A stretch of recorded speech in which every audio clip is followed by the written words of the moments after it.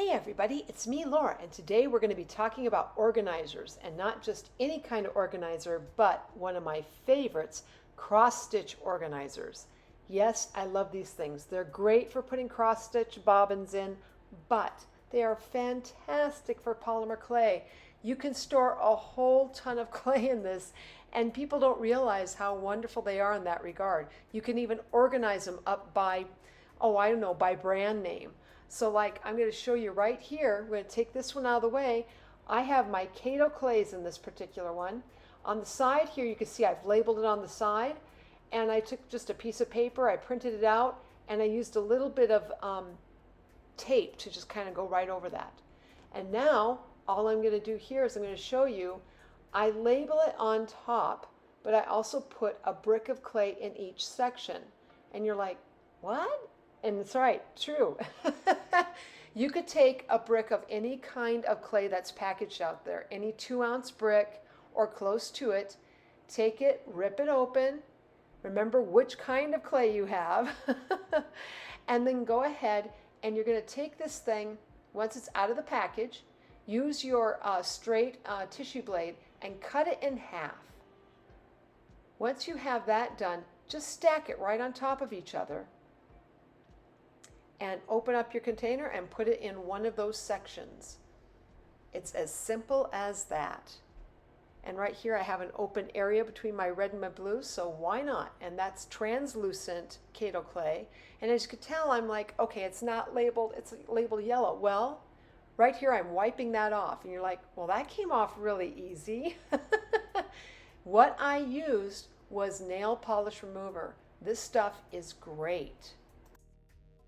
So you might be able to use rubbing alcohol as well. I can't really speak to that though because I didn't have any on hand at the time. So you might want to try that, see if it works. But I really did find that the nail polish remover was fantastic. It came right off, slick as a whistle. You didn't have to really put any elbow grease into it. I tried Comet. Comet, again, it took a little bit of elbow grease to get any kind of writing off of my container and any kind of residue too. Also, I used just a plain baby wipe.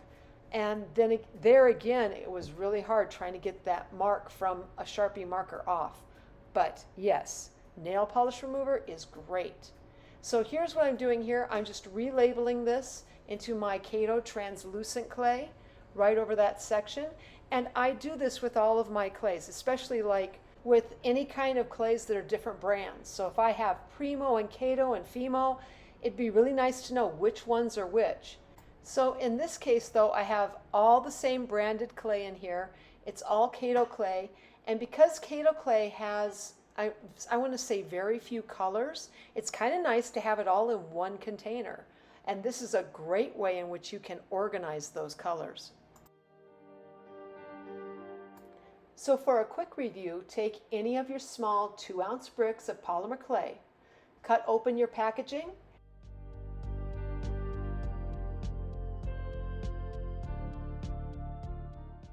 and then using your tissue blade, cut them in half. Put both pieces of polymer clay one on top of the other, and then find an open section in your box and place the clay inside any open section of your cross-stitch container. If you have any kind of section that has been previously marked like I have here, go ahead and use a small amount of that nail polish remover to wipe away the label and then write a new one on there instead. So the one thing I forgot to mention that I want to let you all know about is when you go ahead and use these containers, look for milky white cross-stitch containers. Usually they'll have a 5 or a number 2 recyclable mark on the bottom or on the back of the container. But if there's no recyclable mark on the container, just look for a milky white container. They should be a little bit flexible, and these should work just fine.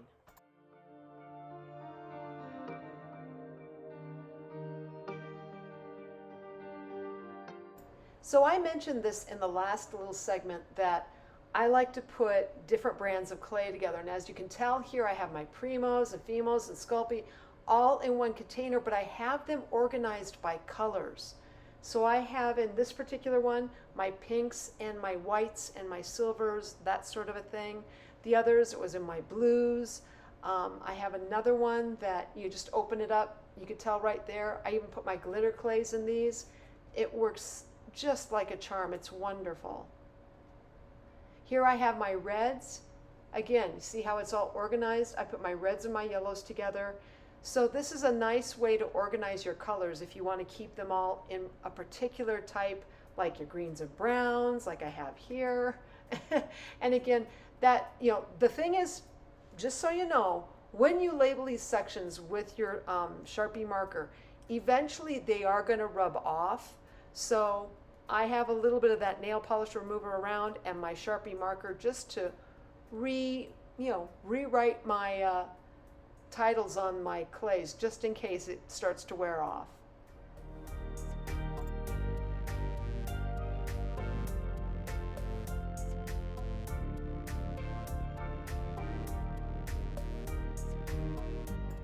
So here I want to show you another way in which you can organize your clay, and it's through cane work. I have a ton of canes. I go through so many. And I found that, the pencil boxes, they work great for organizing your canes. However, that being said, it's one giant big container and you could have all sorts of different canes in there.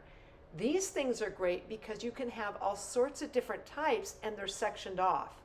So if you want to organize certain types of canes, you can do that in this regard. Another way I use these containers for caning is when I get an excessive amount of one particular kind of cane. For instance, these are cane ends. Any canes I create, I always wind up with the scrap clay ends, and I don't always want to just wad them up into one giant ball or a brick of clay. Instead, I keep them separated out in these containers.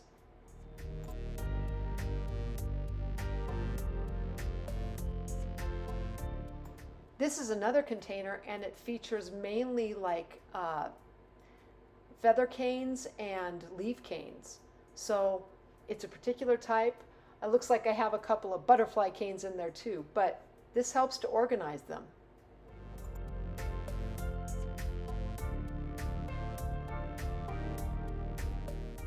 Another kind of cane I get a lot of is my kaleidoscope canes. I make a lot of these things, and to keep them organized, these particular cross-stitch containers are wonderful. I can keep them organized into whatever color schemes I get when I create them.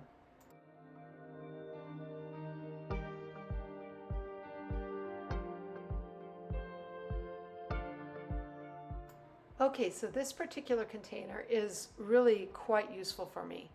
I organize up all my clay and all my canes, and I have a lot. However, that being said, I have one that's set aside, and this might be the most useful for people. What you can do is you could put wads of clay on one side.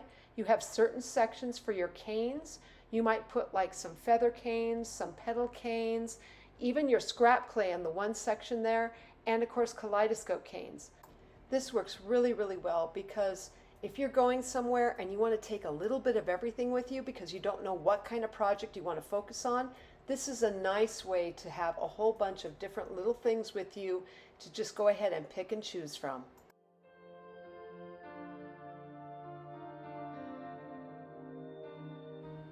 I hope you enjoyed this video, and if you did, please like, subscribe, and leave me a comment. I'd love to know what you're thinking.